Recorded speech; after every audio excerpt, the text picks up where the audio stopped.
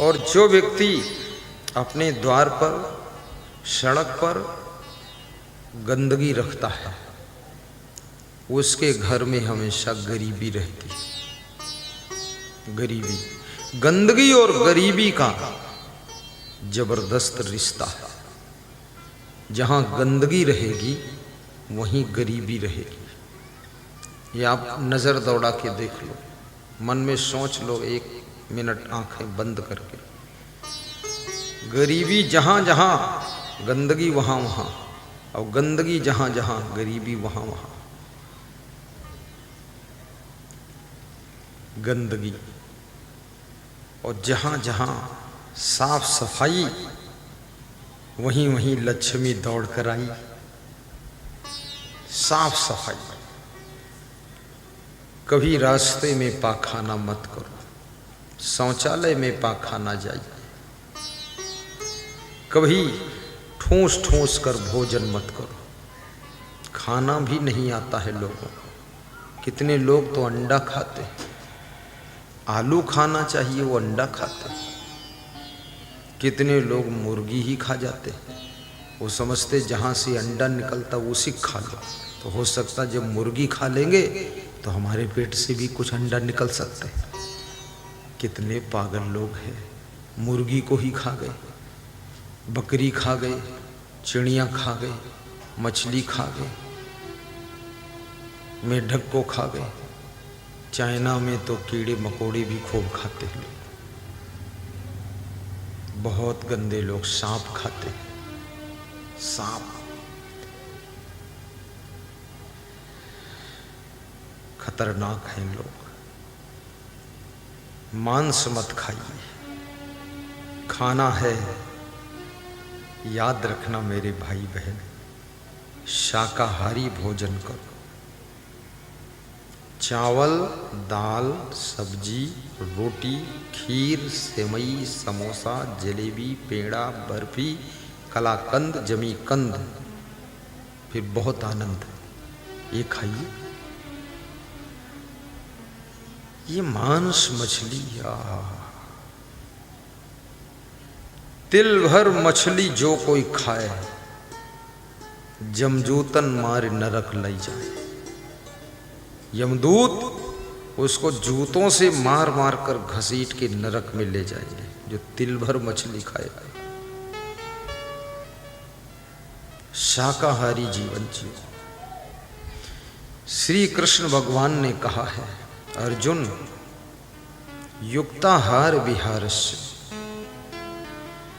जिसका आहार और विहार यथा योग्य है, अर्थात जिसके आहार में किसी की हिंसा नहीं होती है, किसी का जीवन नष्ट नहीं होता है, जिसके भोजन में किसी जीव को मारा नहीं जाता है। हम खाने के लिए जी रहे हैं कि जीने के लिए खा रहे हैं? सोचिए, हम जीने के लिए खा रहे हैं। हम जीने के लिए खा रहे हैं तो दूसरे प्राणियों को भी हम जीने दें। उनको क्यों मार रहे हैं? क्योंकि हम जीना चाहते हैं तो दूसरे प्राणी भी जीना चाहते हैं। जियो और जीने दो का फार्मूला स्वामी महावीर भगवान का है। और जो जियो और जीने दो, सो और सोने दो, बसो और बसने दो, रहो और रहने दो, वह व्यक्ति महामानव होता है, महामानव होता है और धरती की शोभा बढ़ाता है।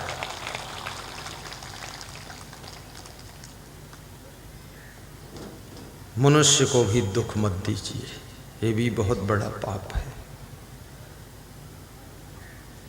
और लालच छोड़ दीजिए। पूरे हिंदुस्तान में सभी गांवों में एक समस्या मैंने देखा है, किसी गांव में अंदर गाड़ी घुसने का रास्ता नहीं। इतनी चौड़ी गली, इतनी चौड़ी गली, सभी लोग रोड पे घर बना देते हैं। कोई अगर कहे तो उससे लड़ाई कर देते हैं, तो कोई कहता भी नहीं। जिसको जहाँ इच्छा है वहाँ नींव खोद के दीवार खड़ी कर देता है, रास्ता बंद हो जाता है, गाड़ी आती नहीं है। फिर दूर से गेहूं के बोरा लाद लाद कर पीठ पर घर को लाते हैं। फिर दूर से मक्का लाद लाद कर, भूसा लाद लाद कर सिर पे घर लाते हैं। कहते हैं आई एम इंटेलिजेंस, मैं बहुत बुद्धिमान हूँ, क्योंकि गधे जैसा ढो रहा हूँ इसलिए बुद्धिमान तो हो ही। अरे रास्ते चौड़े रखो, आकाश खुला पड़ा है, 4 मंजिल का मकान बना लो, 3 मंजिल का बना लो।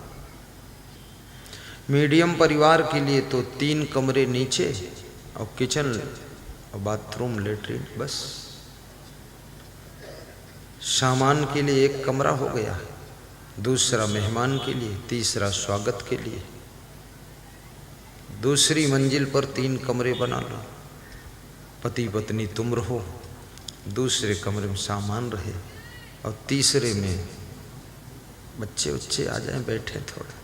तीसरी मंजिल पर बना दो बेटा बहू रहे, ऊपर भी किचन बना दो, कुछ अलग बनाकर खाना चाहे ऊपर ही खा ले, लफड़े क्या जरूरत है। चौथी मंजिल पर 1 कमरा, 1 बरामदा बना दो, लेट बाथ बना दो, छोटा किचन, छोटी बहू ऊपर रहे चौथी मंजिल पर, बस सब सुखी है, आनंद आ जाएगी।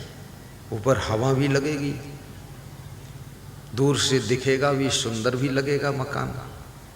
ये नीचे सड़क पर न्यू खोद दिया, गाड़ी भी द्वार तक नहीं आएगी। कभी 4 व्हीलर गाड़ी लो कैसे आएगी। अब एक आदमी जब सड़क तरफ बढ़कर मकान बनाता है तो दूसरा भी सोचता है अपन बढ़ के जल्दी बना दो, नहीं तो हमारी तरफ सड़क आ जाएगी। सड़क भी इधर उधर खिसक जाती है कि जब उधर मकान खड़ा कर देगा तो लोग इधर बढ़ा के गाड़ी निकाल देंगे, तो ये भी बना देता है, बस रास्ता बंद हो गया। कहते हैं कि मैं बुद्धिमान बहुत। यही हाल मैंने मध्य प्रदेश में देखा, यही छत्तीसगढ़ में देखा, यही उड़ीसा में है, यही बिहार में, यही झारखंड में, यही यूपी में, यही गुजरात में भी कितने गाँव में तो ऐसा हाल है। सामने से अगर मारू भैंसा आ जाए तो भाग ही नहीं पाएंगे, सिंगल रास्ता, उसी में रोक के मर जाएंगे। ये सब क्या कर रहे हो, चौड़े रास्ते होना चाहिए। अब इसमें है क्या बात। माननीय सरकार से मेरा निवेदन है, बिना परमिशन के कोई मकान नहीं बना सकता है। जो मकान बनाए तो परमिशन ले, इसका विभाग बनाइए, हाउसिंग बोर्ड विभाग। परमिशन लेने जाए वहाँ से जांच कमेटी आना चाहिए कि कहाँ बना रहे हो, किसकी जगह में बना रहे हो, सड़क पर बना रहे हो कि दूसरे बेईमानी करके बना रहे हो, कि सरकार की ज़मीन में बना रहे हो, कहाँ बना रहे हो। चेक होगा, चेक होकर परमिशन मिलेगा। लेकिन यहाँ तो अंधाधुंध है, जिसकी लाठी उसकी भैंस, और जिसकी भैंस उसका पड़वा, और जिसका पड़वा उसका नालायक। सब झगड़म झंझट चलता रहता है। कितने लोगों के मर्डर हो गए, मर गए, सब आपस में मार काट हो रही है। कोई नियम है? भक्ति किसे कहते हैं? भक्ति का अर्थ इतना नहीं कि माला ले लिया बस, राम राम राम राम राम राम, काम में हराम, काम में हराम, मुंह में राम। ये बेईमानी भक्ति को नाश कर देती है। भक्ति का रंग हमारे चलने में, फिरने में, बैठने में, उठने में, खाने में, पीने में, जीने में, मकान में, दुकान में, और भक्ति का रंग हमारे गाड़ी चलाने में भी दिखना चाहिए। भक्ति का रंग हमारी जिंदगी के रग रग में दिखाई देना चाहिए। उसको भक्ति कहते हैं। ये खाली माला लेकर बैठने से काम नहीं चलेगा।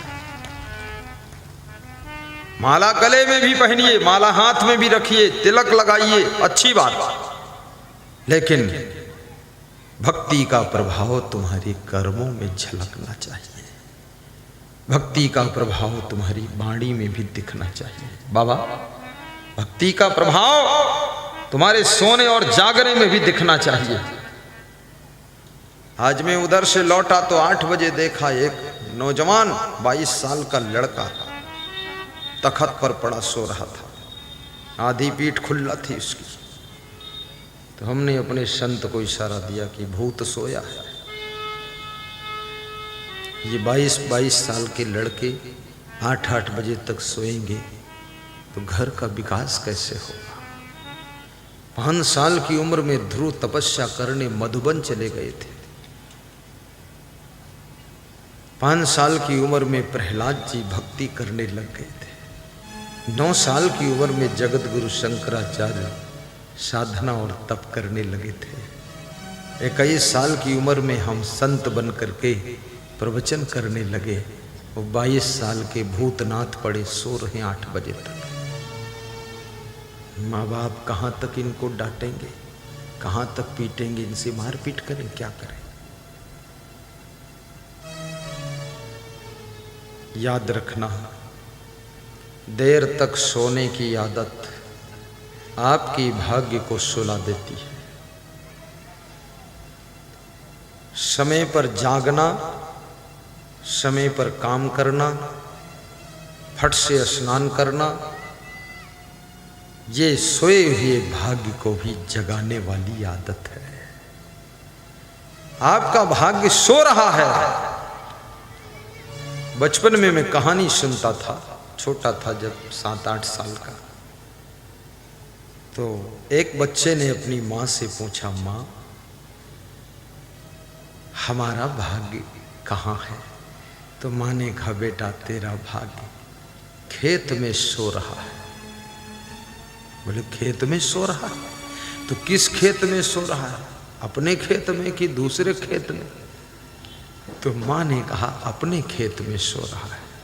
बोले किधर सो रहा है, मैं जगाऊं उसे? तो माँ ने कहा वो पूरे खेत में बदल बदल के स्थान सोता रहता है। बोले क्या करूं?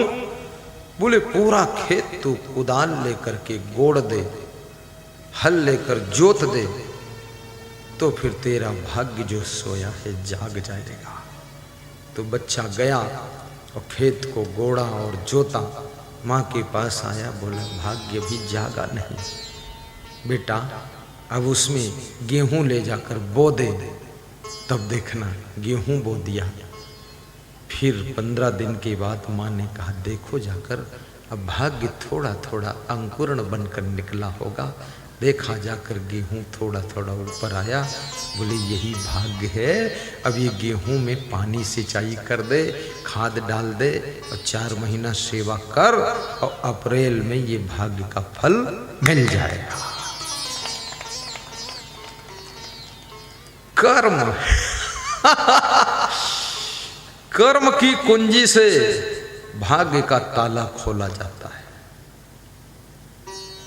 कोई जन्म से भाग्यशाली नहीं होता है, कर्म से भाग्यशाली बनता है। कभी ये मत सोचना कि भाग्य में होगा तो मिल जाएगा, ऐसा नहीं होता है। भाग्य में होगा तो मिल जाएगा। ये कहो कर्म करूंगा तो भाग्य भी मिल जाएगा और सब जाग जाएगा, सब हो जाएगा। कर्म से होता है। कर्म भाग्य का निर्माता है। कर्म से भाग्य की रचना होती है। ये हाथ की रेखा दिखा दीजिए किसी को, इसमें बहुत रेखा बनी, भाग्य रेखा, जीवन रेखा, हृदय रेखा, बुद्धि रेखा, सूर्य रेखा, बुध रेखा, मूर्ख रेखा, रेखम रेखा, कुछ नहीं है, क्या है? ये सब रेखा बनी रहेगी। जब तक इन हाथों से कर्म नहीं करोगे तब तक तुम्हारा भाग्य सोता रहेगा, तब तक भाग्य सोता रहेगा। कर्म करो। राष्ट्र कवि मैथिली शरण गुप्त ने कहा है, हे नर निराश मत हो। निराशा मृत्यु का दूसरा नाम है। निराश हुआ व्यक्ति जीवन में कुछ भी नहीं कर पाता है। इसलिए कभी किसी महिला को भी निराश नहीं होना चाहिए। उदास मत हो, हताश मत हो। अगेन ट्राई अगेन, चाले चलो, आगे बढ़ो, चरैवेत, कुछ कर्म करो, कुछ कर्म करो, निराश मत हो। नर हो न निराश करो मन को। कठिन समय आ जाए तो कभी घबराना मत। दुखद समय आ जाए चुपके कमरे में बैठकर रोते मत रहना। कभी बैंक के कर्जे में डूब जाओ, टेंशन में परेशान मत होना। थोड़ा इंतजार कर लो, चुनाव आएगा, कर्जा भी माफ हो जाएगा। बात खत्म। इसलिए जितना होशियार आदमी है वो 5 साल में कर्जा लेकर तैयार रहता है, और जब चुनाव आता है ना तो बोलता है जो कर्जा मेरा माफ करे, रास्ता उसका साफ करेंगे। कर्जा माफ करो तो वोट देंगे, बस 2 लाख माफ हो गया, वोट दे दिया। क्या तुम्हारी वोट की कीमत केवल 2 लाख है? केवल 1 लाख है? अरे जिस वोट से मुख्यमंत्री बनता है, जिस वोट से प्रधानमंत्री बनता है, जिस वोट को दे करके तुम देश की सत्ता जिसके हाथ में सौंपते हो, उस वोट की कीमत पैसे से नहीं आंकी जा सकती है। उस वोट की कीमत तो सत्ता ही कहलाती है। इसलिए थोड़ा सोच समझ कर वोट देना। कभी जातिवाद के नाम पर वोट मत दो ना, लालच में वोट मत दो। जो बिहार का विकास करेगा, बस केवल विकास। हमें सड़क चाहिए, नहर चाहिए, रेलवे लाइन चाहिए, 24 घंटे बिजली चाहिए, और क्या चाहिए? शिक्षा चाहिए, सुरक्षा चाहिए, चिकित्सा चाहिए, और गुरु जी का सत्संग चाहिए। बस यही चाहिए।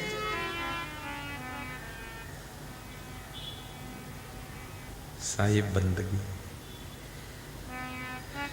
भक्तों का दुख हरने को क्यों आए हैं गुरुदेव यहाँ बिहार में? क्या जरूरत यहाँ आने की? सहरसा में तेलवा में बैठे फालतू क्यों आना हुआ? उसका उद्देश्य क्या है? भक्तों इसलिए आए हैं। किस लिए बताने जा रहा हूं। भक्तों का दुख हरने को, इसलिए भक्तों का दुख हरने को गुरुदेव हमारे आए हैं। भक्तों का दुख हरने को गुरुदेव हमारे आए हैं। धरती का पाप मिटाने को ये संत के प्यारे आए हैं। धरती का पाप मिटाने, ये भंडारा खाने नहीं आए हैं, खाली संत के प्यारे आए हैं। मुझसे कोई बोलता मालपुआ ले आऊं, खाओगे? ना ना ना ना, अरे नहीं नहीं नहीं, बोलता है ऐसे डरते हो, कांपते हो क्या? मैंने कहा मालपुआ खाऊंगा तो प्रवचन कैसे कर पाऊंगा। बोले मालपुआ तो इससे और ताकत बनेगी। हमने कहा ताकत बनेगी तो हाथी हो जाऊंगा। मालपुआ तो क्या, बस भक्तों का दुख हरने को गुरुदेव हमारे आए। टहलते रहो, टहलते रहो, टहलते रहो। चरे वेत, चरे वेत, चरे वेत।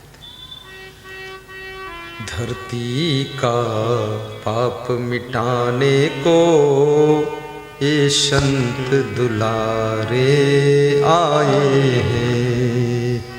पाप पाप पाप मिटाने के लिए आए हैं। बहुत बड़ी बात है ये। बिहार प्रदेश को धन्य करने के लिए आए हैं। बिहार वासियों के सोए हुए भाग्य को जगाने के लिए आए। संस्कृति और संस्कार को शुद्ध करने के लिए गुरुदेव आए हैं। बिहार में हैं तो 2 रोटी खाते भी हैं, लेकिन बहुत बड़ा काम करने आए हैं। अपनी वाणी के द्वारा, अपने ज्ञान के द्वारा, शब्दों के द्वारा सबके हृदय को शुद्ध करने के लिए आए हैं। भक्तों का दुख हरने को गुरुदेव हमारे आए हैं। गा दो। धरती का पूरा गा दो। मिटाने 2-4 लाइन तो गा ही दो। गुरुदेव हमारे आए हैं, भगवान हमारे आए हैं, भगवान हमारे आए हैं, ये संत दुलारे आए हैं, भक्तों के प्यारे आए हैं। धरती का पाप मिटाने आपके भाग्य में 4 चांद लग जाए, ऐसी कृपा हो गुरुदेव की। धन्य हो जाए तुम्हारा जीवन, मंगलमय घड़ी आ जाए। धरती का पाप मिटाने को गुरुदेव हमारे आए।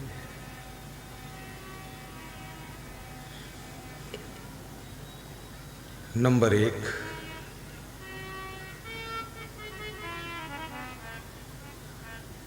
गंदगी को दूर करना तो घर में दरिद्र नहीं रहेगा। दान करना तो घर में दरिद्र नहीं रहेगा। उद्यम करना, घर में फिर दरिद्र नहीं रहेगा। परस्पर प्रेम से रहना तो घर में लक्ष्मी आएगी। आपस में गम खा लेना, उन्नति शुरू हो जाएगी। भाई भाई, पिता पुत्र, सास बहू सुमत बनाकर रहना, घर का विकास प्रारंभ हो जाएगा। अहंकार न करना, टकराव समाप्त हो जाएगा। किसी से ईर्ष्या न करना, बड़ी खुशी मिल जाएगी। दूसरों की निंदा में समय मत गंवाना, वाणी अमृत वाणी हो जाएगी। स्वभाव को सुधार लेना तो प्रभाव सुधर जाएगा। गहरी नींद सोना तो स्वास्थ्य अच्छा हो जाएगा। सुबह शाम पैदल चलना तो भूख खूब लगेगी, तो मीठी नींद आना शुरू हो जाएगी। नमक कम खाना तो बीपी हाई नहीं होगा। नमक थोड़ा खाना तो बीपी लो नहीं होगा। और खुश रहना तो मन दुखी नहीं होगा। गाली न बकना तो वाद विवाद नहीं होगा। अकड़ न करना तो किसी से मारपीट नहीं होगी। गाड़ी शांति और धीरे से चलाना तो एक्सीडेंट नहीं होगा। दूसरों को साइड दे देना तो रोड जाम नहीं होगी। दूसरों का ख्याल रखना तो तुम्हें कभी तकलीफ नहीं होगी।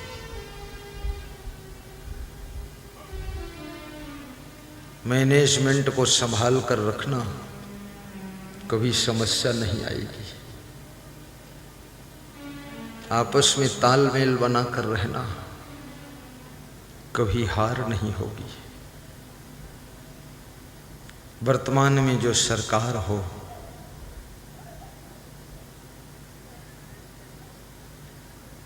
वो सरकार अच्छा विकास करे, इसके लिए शुभकामना करना, ताकि वो सरकार कुछ कार्य करता रहे। बिहार की वर्तमान सरकार को व्यास गादी आशीर्वाद दे रही है। कौन सरकार है, पार्टी तो मुझे मालूम नहीं, पर जो भी हो, क्योंकि जो गाड़ी चला रहा हो उसी को धन्यवाद है। जो बिहार की सरकार चला रहा है, धन्यवाद है।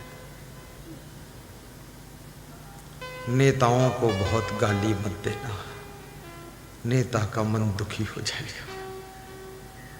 सभी नेता ऐसे भी बहुत दुखी है। चुनाव में जब नेता हारता है तो उसको ऐसे दुख होता जैसे उसकी पत्नी मर गई है, बहुत दुखी होता है। और जब टिकट कट जाता है तो उसे इतना दुख होता जैसे भाई मर गया है। राजनीति भी बहुत दुखों की राह है।